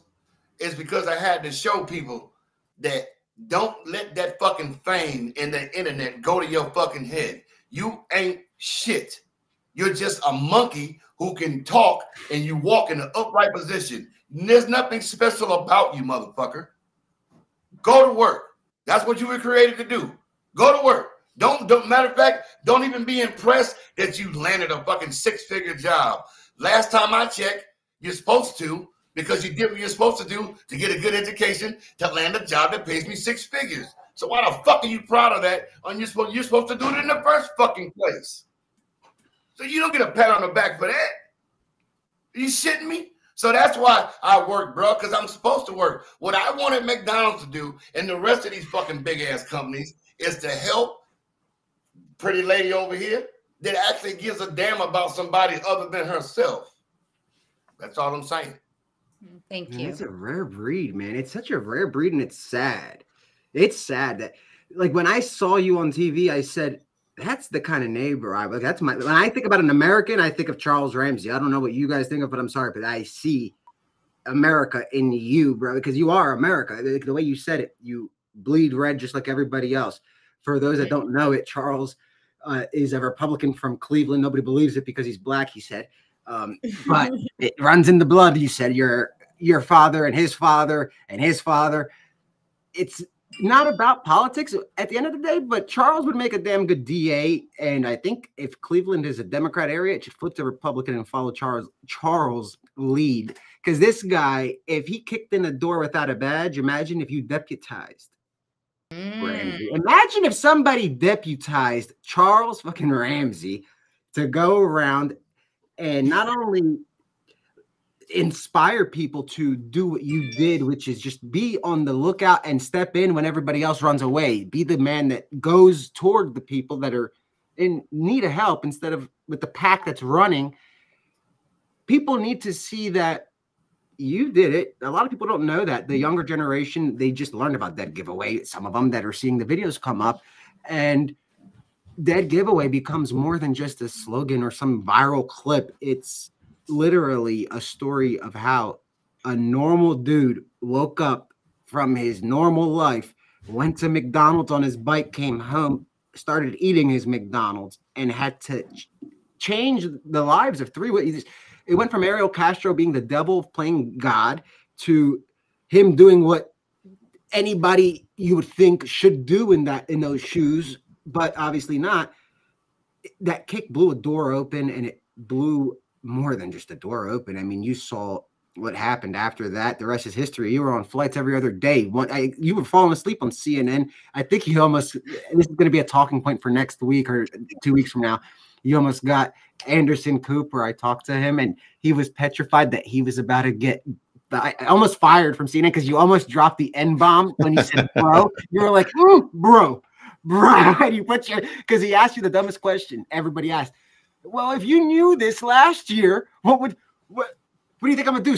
I'm not Angel Cordero. What I would have done last year is I would have not went to McDonald's because I know what happened with that nonsense. I would have went and gotten me instead of having Rolex, and I would have busted that door down. And once again, taken Ariel Castro out and told the girls, run, call the cops. I mean, that takes more than balls. That's the American dream. It's an American dream to be able to do what you did, Charles. You saved 3 women. And for that, we are all forever grateful because it worked for you. We can't say to people, believe in miracles. Hope. Not to mention that while I was breaking the door down, I lost $10 million in Bitcoin. So if you could give that back to me, I'd be much appreciated. Where is Aunt E at? Is it? I think that Aunt E Mystery is she's very good with into the crypto. Very much into the crypto. Yes. Man. But no good deed goes unpunished, and you got punished 10 times over. But guess what? You do it all again. Like a son of a bitch. Like a son of a bitch. No good deed goes unpunished, bro. My movie that I based my life upon, other than 300, is the Boondock Saints. Of which brother? Both of them. Yeah, both of them. I'm both of them wrapped in one, and I'm also one of them dragons on the Lord of, on the what's my show I watch with that broad with the Game of Thrones. So yeah, I'm one of them dragons. I'll burn your ass right there where you fucking stand. You understand? Yeah. So yeah, I'm like that's what we need in America, and I think we need more of these raw panels that just tell people, look, this is America. If you don't like it, you're a little bit weird because. What is there not to like about the guy that rescued the 3 women? What is there not? Bro, I wish that the fucking aliens would show up. And I'm talking about the big one, the big mothership and shit. I mean, with the lights and shit. You know what I'm going to do when I see that motherfucker? I'm going to pull a cigarette out and I'm going to light it. Right? And I'm going to walk slowly and wait for the beam to come down. And take me up there because I got a lot to talk to you. And when would I get up there? You know what I'm going to ask him? I'm going to ask him this. Surely you're satisfied at what you see on this planet. You're happy with the rapes. You're happy with child molestation. You're happy with child being sold into slavery. Any atrocity on this planet, you got to be saying, those son of a bitches pull it off because that's what you want, right? Because if you didn't want it, then why the fuck is it on this fucking planet? See, I'm confused. Yeah. See, that's why my confusion comes in there. But do you think it's to get people like you out? I'm playing devil's advocate.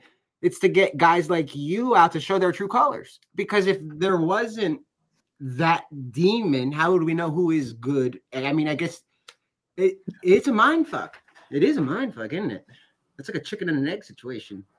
I know there's a couple of towns, Charles, I'd love to put you in just for have you go to for about a month, just so they know you're there. They know you don't care about. Run.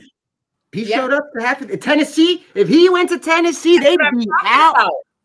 They'd be running for the. It would be population. He would take on. Honey, listen. Whatever you decide to do with me, I shall deliver. Rescue. Yeah, see, I'm gotta. Yeah. Other than the man that's right next to me, we come with no fear. So trust me, we'll pull it off. And I heard you're a force to be reckoned with. I heard you tell people that when they asked if you're in contact with the girls, you told the network that you are, and you hope you don't have to be, because if you do, that means somebody's doing something they shouldn't be, because you'll always be there for them as their personal bodyguard, and you'll be there in a minute, and you're a force to be reckoned with. Obviously, you are the man, the parasite. Stop saying man. Ariel Castro is a parasite. The parasite that did this is dead. I wish he didn't die so quick. Or at least the inmates got to him, or like a gang or somebody, and had fun. But it is what it is. People like that deserve to be tortured. They do. I don't care. Coward. They What do. a coward. Guillotine. Do it. You know, I am all for that stuff. When you harm children or women, like, and kidnap them and rape them, I mean, and then impregnate them, and then the pool, and then help the mother look for them, and then it gets worse and worse. It's like you're getting food poisoning, but then you're rat poison in the middle of this story, because it gets worse. There's no happy ending. Amanda Berry's mom dies while she's in captivity. I couldn't. For her to not be wanting to stab Ariel, I'm sure she does want to stab Ariel. I mean, I would. She's a warrior. Nothing short of a warrior. All three of those women, Michelle Knight, who had nobody, and the only hope she had was that somebody would find Amanda and Gina, and then by proxy, Michelle. Michelle has family with everybody in the world that knows her story. Millions of people. We are family. Charles has family around it. He's my brother and a half. But as soon as I found out that we're having him, I said, we are keeping him, because this is a friend that you keep forever. You don't have him once. You don't have it. This is a guy that redefined cases indefinitely. He brought hope back where there was none. Gina's parents themselves said that you are the man that could have went the other way, but you didn't. Her mom said that. Her dad said that. Amanda Berry said that. Michelle Knight everybody has said that. It is just what it is. And we need more people to know who Charles Ramsey is. Again, guys, thank you so much for coming on. And I guess a question, we'll do a quick question before we go for tonight. Mine is going to be, when we reached out to you, and we said, yeah, we want to do this, and you could tell people how we told you about the filter and all that. What made you say, okay, yeah, I'm down, I'll do it, for a long form interview and a multi-part, obviously, because we're going to continue this conversation?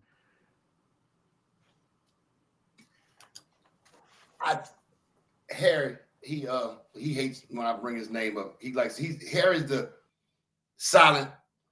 He's behind this, he don't bring my name, don't say shit. He's like that. I move in silent. I'm a fucking vigilante. I'm not, my circle is small, like that type. So one day I was at work, and 2 weeks ago, actually, and he's like, hey, bro, I don't know who this dude is, but I'm gonna do my homework on him.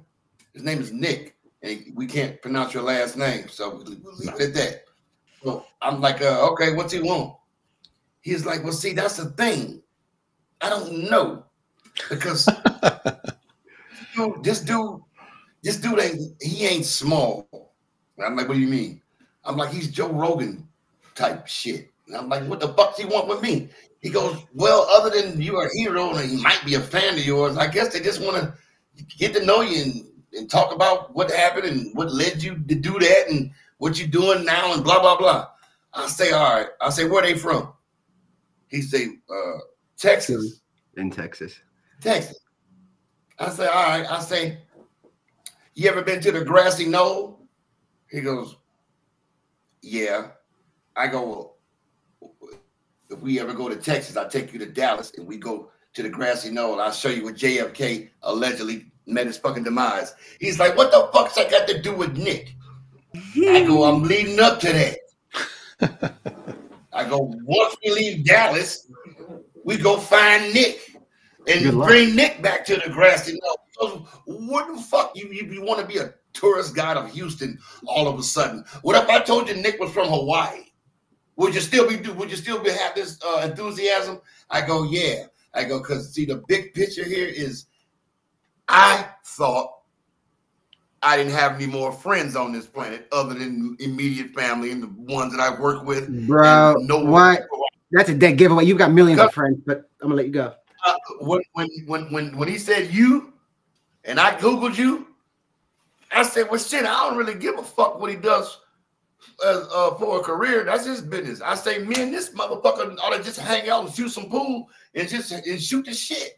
That's what I say. Yeah, I'll do it because I'm looking at your Facebook and YouTube and blah blah blah blah blah, and I'm like, bro, this cat is younger than me, which means when I did what I did, for him to even remotely remember, I had to strike something in his head. I'm embedded in his brain some fucking way. Something about me. He's like, that nigga's all right. And hopefully one day I might meet that son of a bitch. In the event that I don't, who gives a fuck? The point is, that nigga's all right. That's why I did this. Man, and it was so unexpected when you responded. I'm like, wait, they're serious. They want to come on. And I love when people do look into me. And I think that my background helps because I've been in prison for fake news. I didn't turn in sources. I refused to give them up. And they sentenced me to 2.5 to 5 years in prison. So I know the difference between the jail and the prison. But I think that helps me in what I do. It helps people that wouldn't regularly talk to reporters or anybody in that nature. I also work with Dog the Bounty Hunter. But since I've been to prison and I'm on parole, they are willing to talk to me, right? Because they feel that not many people have that. Because you don't strike me as a journalist. You strike me as a homeboy that just wants to get some fucking truth to somebody somewhere. And if it changes somebody's life, then you did your job. Amen. But that's all. That's I mean, you might be a journalist, you might be a blogger, you might be a streamer. But the point is, Nick got a mission on this fucking planet. Just like my homegirl over here and my nigga Mr. E down here. We all got missions on this motherfucker. So maybe our mission is to come together and do what we got to do. We just did come together. I mean, this is wild, Jay. Any last question before we wrap it up? Just for this episode, we're doing a whole series on this. This is a lifetime, as in lifetime partnership, not lifetime network. Appreciate it. Thank you. Appreciate I it. have a question for you. If y'all come to Cleveland, I can take you to. I work at Red. It's called Red the Steakhouse. You left Hodges? Yeah. I only know about them because of you. I would have went there to support them, but now that I know, they can get lost. I mean, no. They take care of them. They're good people. Okay. Just that I can only you can only come there twice a month. If you come there more, then they'll take it out of my paycheck because them steaks expensive. Oh, no, I can't imagine. He's in there eating the steaks. I do have one question, Charles. For people who are living in a neighborhood where a child is missing and they're maybe hesitant or afraid to get involved, or they've heard something, they've seen something, and they're being silent, what do you want to say to them tonight?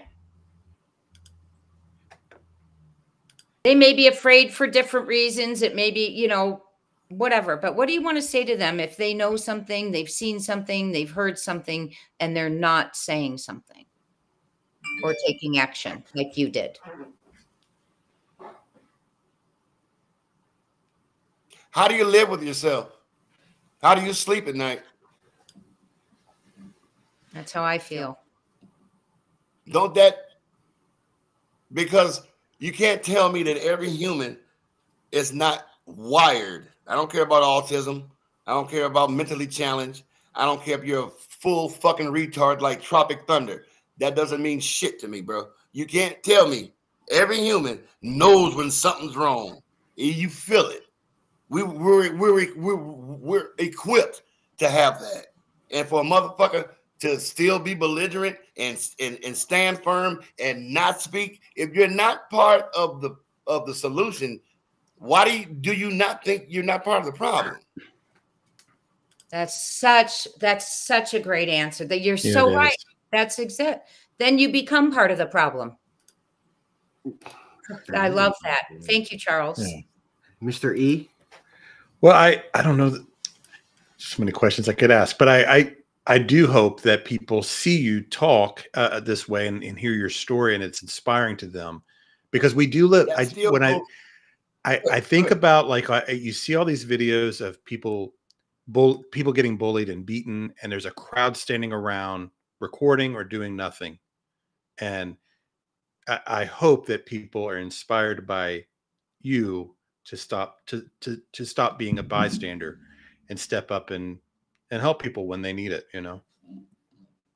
You know the reason why there was nobody videotaping me helping Amanda? Because you know that's how that works. Something goes on, somebody somewhere doing this, and then that video goes what? Viral. Do you know why my videos or one was never uploaded? Because I'm walking up and down the street, and this ain't no viral moment. This is me trying to fucking figure out and gather and ascertain what the fuck I just got myself into. Because the only thing on my mind is getting the fuck out of it. Because I'm a drug dealer with crack cocaine and a fucking gun on me.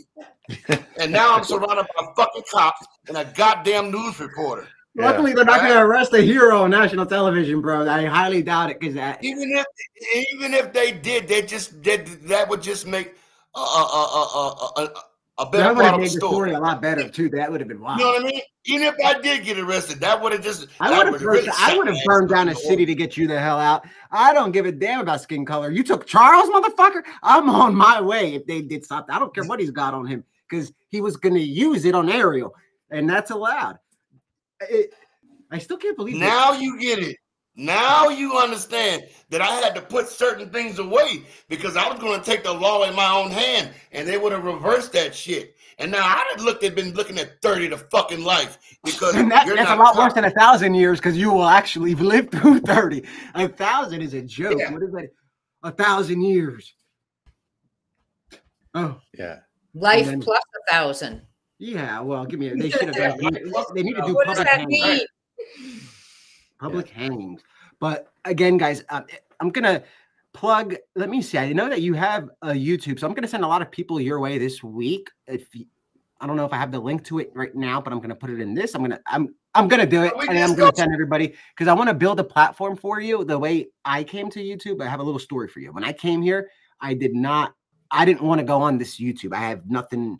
I don't talk to people. You're the first person I actually have spoken with on my channel in a year. That's the last time I went live. I only go live when it's like something that people have to hear, whether it's a child that's missing, an escaped murderer. It's something that people want. It's not something that I'll go on and just talk about the weather and have a stream and random cases. My ADD will drive you nuts. You're the first person I've had on in a year, and I made a vow that I wouldn't go live again until I was able to talk about a case that I'm not able to talk about, which is why I have a couple of guests here. And with that said, I did fulfill my promise of going live again while keeping the subject of other missing children that deserve more than attention. These kids deserve to be found. They deserve a Charles Ramsey to look outside a little bit and see if there's some boarded windows. And nothing hurts with calling the police for a welfare check, because the guy's got boarded up windows. And if there's something weird, say, you know about the Cleveland 3 case, they'll come and check on that house, because guess what? They don't want another Charles Ramsey getting back from McDonald's, and it happens again. That's a problem. That's a big problem. And that's why your story is so important for the world to know. It's also important to go into textbooks. People need to know that cases like this have as happy of an ending as it can be, even though the mother of Amanda is dead. God bless her soul. But she came out of that strong with a daughter that helped her get through it. Most people say, well, how would she keep it? Well, when you're in the basement for 6 years and you only have a life that you brought into this world, doesn't matter that it's with the parasite, that kept her going, and I think that helped her stay alive. I mean, I can't put myself in their shoes. I just can't. But I can say that you kicked the right door in on the right day. You were home at the right time. Thank God you weren't on a deal for air. Can you imagine if you're around the block? And I still can't believe that Ariel Castro should have had the damn DEA on him if he was anything, you know, at first, because if they knocked up and found 3 women downstairs, I highly doubt they'd care about his little drug operation. Then he wasn't that big, you know what I mean, to be having 3 women Pablo Escobar style. Again, I just don't know how to end a show like this because it's golden. I can go on for days when you have so much to discuss. We haven't even lifted a layer. So what we're going to do, guys, is we're going to be back. And the reason we're doing this is everybody has work, school. Well, I have school. Charles has work. I'm sure the other panelists might have work, and it's a Sunday. But again, we're going to be back. I'm going to announce it in probably tomorrow or the next day of the date. And we're going to be doing this probably whenever we're going to get our schedules. And we're going to do the first Saturday that Charles has open and any other Saturday after that until he has enough followers to start a movement that is called Dead Giveaway. And it ain't about him being a hero. It's about being an American and bringing back that American value of we help one another when somebody's in trouble. That's why I did it. I didn't do it for anything else. Put yourself in my shoes. And if they put yourself in their shoes and they don't know if they can do it, then they should go to another country because you're not American. In my book, an American will break down a damn door, drive his car through that motherfucker and guillotine him if he could. You didn't have the chance. They took him too quick because the cops were able to get him at McDonald's. You didn't have a badge. Had you had that, it would have been a whole different ballpark. Again, thank you so much, Charles, for coming on and giving. It's been 12 years, and I've been dying to have a conversation with a guy that pulled off the impossible. And I couldn't have done it with a better panel. Jay and Mr. E and Julie. Thank you so much, Julie, for coming on. That's right. Shout out to them. Yeah, don't forget your panel. No, they are the backbone because I didn't think I was going to go live. I needed backup because I said it's been a while. I can have a one-on-one with Charles, but I need people to witness this because this is going to be something. This is something, you know. It's been very interesting for sure. It has. It's been an honor. It really has. Charles, it's been just a pleasure to meet you. 100%. Guys, Great to meet you, Charles. Thank you for watching, everybody. We're going to cut and go. You as well, Mr.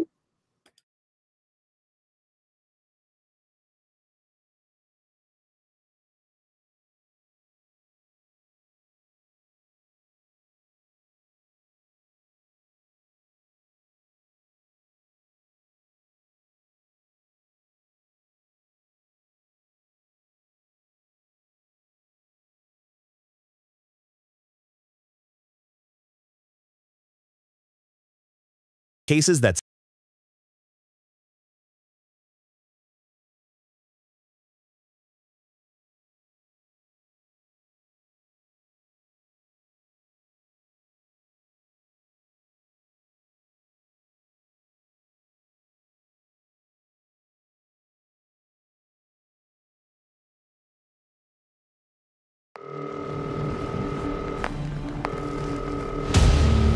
Cleveland 911 police, ambulance are fired. Hey, check this out. I just came from McDonald's, right? So I'm on my porch eating my little food, right? This broad trying to break out the fucking house next door to me. She like, this motherfucker done kidnapped me and my daughter, and we been in this bitch. I don't know who the fuck that is. I just moved over here, bro. Sir, you have to calm down and slow down. Can you ask her if she needs an ambulance? She needs everything. She in a panic, bro. I think she been kidnapped, so, you know, put your different her shoes. Someone was supposed to stay missing. Every time I come out to the spot where Amanda Berry was last seen, I'm always struck by the volume of people that pass by here, even at this time of night. And it is in those numbers that Amanda's family believes there is someone who saw something. A Nick the Hat YouTube Live primetime event. There is a rally for justice for 2 missing Cleveland girls scheduled to be held this afternoon. Family and friends say they want answers and closure in the Amanda Berry and Gina DeJesus cases. And the house that mattered most never made a sound. Then it happened. Most people would turn the volume up and pretend they heard nothing. But not Charles Ramsey. Right now, the breaking news out of Cleveland, a remarkable tape of a neighbor identified only as Charles who knew something was wrong and took action. Listen to this. Hey, Charles, let me talk to you. I'm talking with Charles Ramsey. He's a neighbor. Her screaming. I meet my McDonald's. I come outside. I see this girl going nuts trying to get out of my house. I go on the porch and she says, help me get out. I've been in here a long time. Then the 911 call that captivated the world almost instantly. Hello, please. Help me, I'm Amanda Berry. I'm in pain. I've been kidnapped and I've been missing for 10 years, and I'm here. I'm fine now. No plan to be anybody's hero. I knew something was wrong when a little pretty white girl ran into a black man's arms. Something is wrong here. Amanda Berry's mother has spent the last 15 days wondering about and searching for her 17-year-old daughter. My nights are getting longer, my days are getting shorter. Today marks 10 years since Cleveland teenager Amanda Berry disappeared while walking home. She was 16 years old. A Nick the Hat YouTube Live special event where Charles Ramsey finally walks us minute by minute through the night that changed 3 lives and his forever. Joined by Mr. E from YouTube's Mr. E's Crimecast and YouTube's Crime Time Buzz host Jay and Court TV's Julie Grant. This Sunday at 7 p.m. Eastern, 6 p.m. Central. Yeah, giveaway. Charles, giveaway. Charles, thank you very much. Yeah, giveaway. Sponsored by Microsoft and the law offices of Joseph Lesniak. Say I kidnapped you. Say I come to your house tonight, Greta, and kidnap you. Or send 2 of my friends to come get you. Just kill him. There. Obviously, you're still very affected. Bro, in the year that you've been there. Bro. Parental guidance is recommended. This content is not suitable for children under 16. The proceeds to be directly donated to the National Center for Missing and Exploited Children through YouTube's platform. She homeless or she got problems. That's the only reason why she run to a black man. Only on youtube.com/NickTheHat.